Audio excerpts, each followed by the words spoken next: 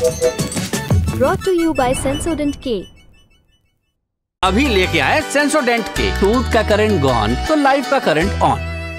आपने बिलारूबिन का नाम जरूर सुना होगा। बिलारूबिन एक पीले रंग की चीज है जो लिवर में मौजूद बाइल में पाया जाता है। बाइल यानी कि पित्त।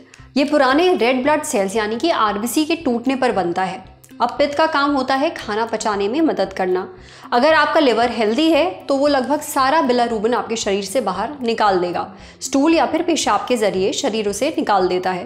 पर अगर शरीर में कुछ गड़बड़ है तो बिलारूबिन की मात्रा शरीर में बढ़ जाती है। आज के एपिसोड में डॉक्टर से जानेंगे शरीर में बिलारूबिन क्यों बढ़ता है, बिलारूबिन बढ़ने के लक्षण क्या हैं, अगर शरीर में बिलारूबिन बढ़ गया तो क्या होगा, साथ ही जानेंगे इसको बढ़ने से कैसे रोका जाए। तो सुनिए।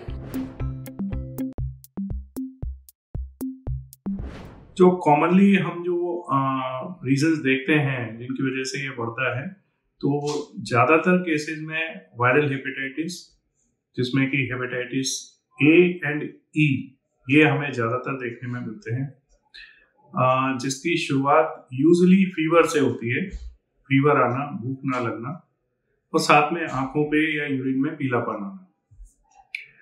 और अगर हम कॉजेज की बात करें तो इसकी कॉजेज में कुछ और वायरल इन्फेक्शन जैसे हेपेटाइटिस बी, हेपेटाइटिस सी, ये जो इन्फेक्शन है यूजुअली कॉमनली फैलते हैं ये जो आईवी ड्रग अब्यूजर्स में या फिर जो सिरिंजेस शेयर करने से यूजुअली ये ब्लड के थ्रू फैलते हैं, या फिर मल्टीपल सेक्स पार्टनर होना।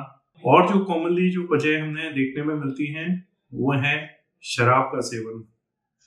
तो लॉन्ग टर्म तक शराब का सेवन करना या फिर अचानक काफी ज्यादा मात्रा में शराब का सेवन, ये भी लिवर पे नुकसान पहुंचाता है, जिसकी वजह से जॉन्डिस होता है।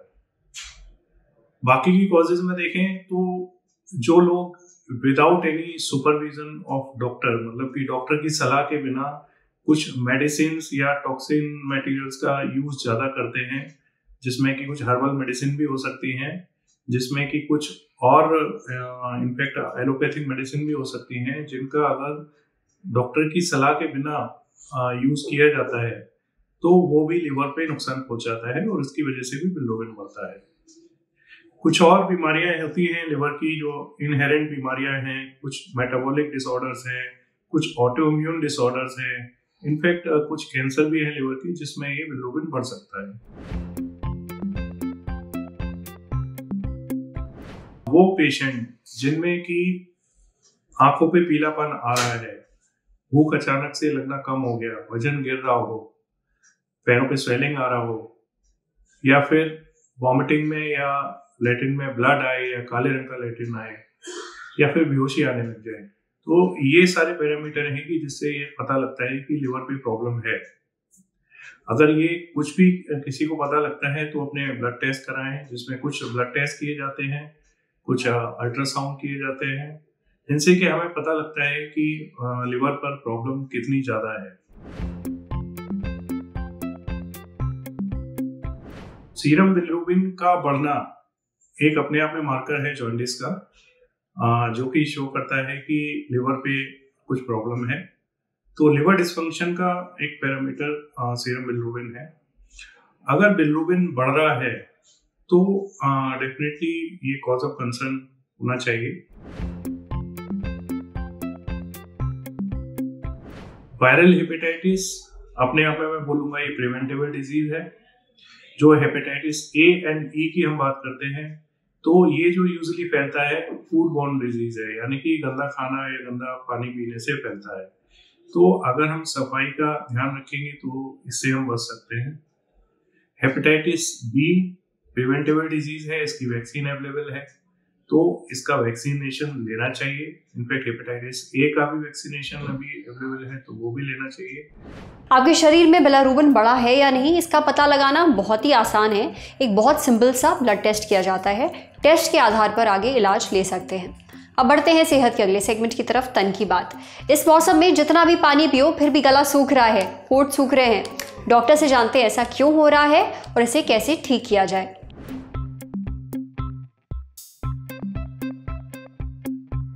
हर आने वाले दिन के साथ सर्दियां कम होती जा रही हैं, लगभग चल ही गई हैं और गर्मी बढ़ रही है।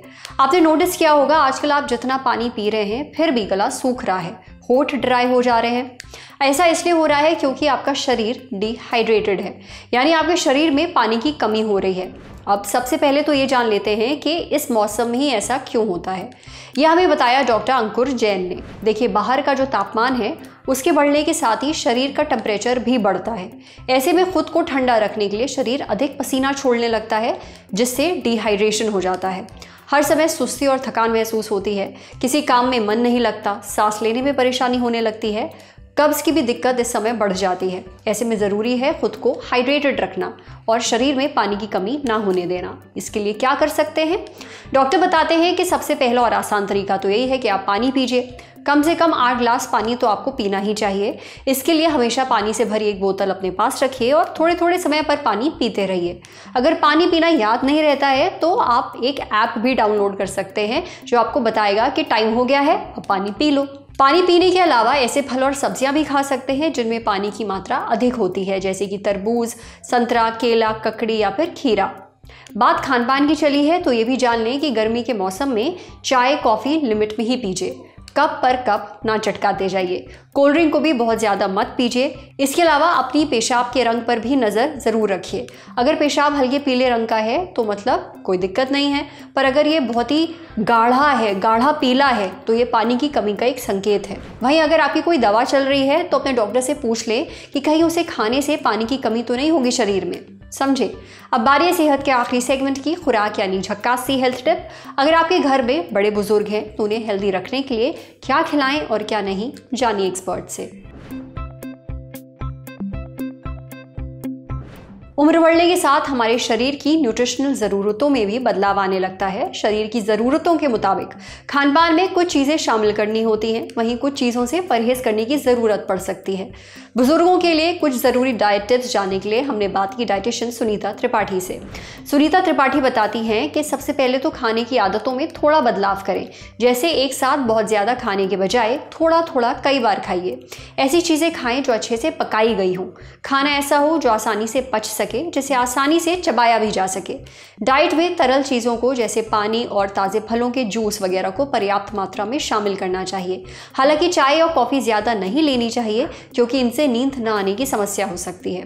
इस बात पर ध्यान दें कि आपको खाने की किन चीज़ों से गैस की तकलीफ होती है और वो चीज़ें अपने खाने से हटा दीजिए। आपको बहुत ज़्यादा तेल और मसाले वाली चीज़ें, इनसे परहेज़ करवाना है क्योंकि उम्र बढ़ने के साथ पाचन से जुड़ी दिक्कतें हो सकती हैं। सुनीता त्रिपाठी के मुताबिक जैसे जैसे हमारी उम्र बढ़ती है हमारी हड्डियों से कैल्शियम खोने लगता है, इसलिए खाने में कैल्शियम से भरपूर चीज़ें ज़रूर शामिल करिए, जैसे दूध और दूध से बनी चीज़ें। कैल्शियम के लिए खाने में हरी पत्तेदार सब्जियां, अलसी जिसे तीसी भी कहते हैं, उनके बीज और रागी भी शामिल कर सकते हैं।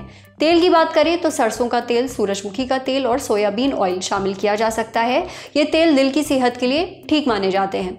कुल मिलाकर आपको एक संतुलित आहार देना है जिसमें ताज़े फल, सब्जियां, साबुत अनाज, हरी पत्तेदार सब्जियां शामिल करनी है। अगर आपके घर में जो बुजुर्ग हैं उन्हें कोई बीमारी है तो खान पान को लेकर किसी डॉक्टर से, किसी डाइटिशियन से सलाह ज़रूर ले लें।